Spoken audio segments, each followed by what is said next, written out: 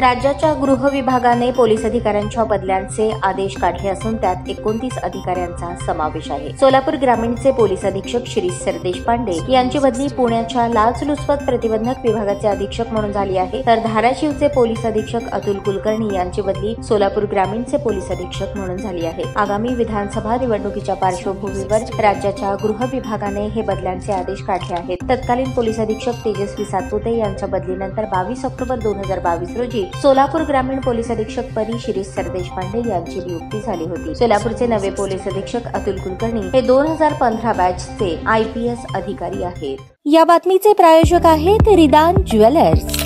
आमच्याकडे 24 crate, 22 crate, 20 crate आणि 18 कॅरेटचे सोन्याचे हॉलमार्कचे दागिने मिळतील। HUID नंबर प्रमाणित दागिन्यांसाठी GST बिल घेणे अनिवार्य। 100% रिसेल गॅरंटी। इतकेच नव्हे तर प्रत्येक 10 ग्रॅम सोने खरेदीवर 10 ग्रॅम चांदीचे नाणे 20 जुलै 2024 पर्यंत अगदी मोफत। ग्राहकांसाठी विशेष रिदान गोल्ड योजना।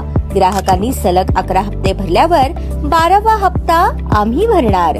त्याची रक्कम 1000च्या पुढे कितीही।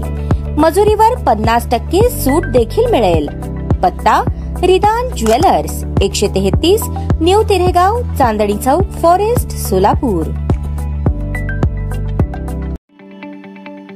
ताज्या बातम्या पाहण्यासाठी प्राईम महाराष्ट्र न्यूज चॅनलला सबस्क्राईब करा।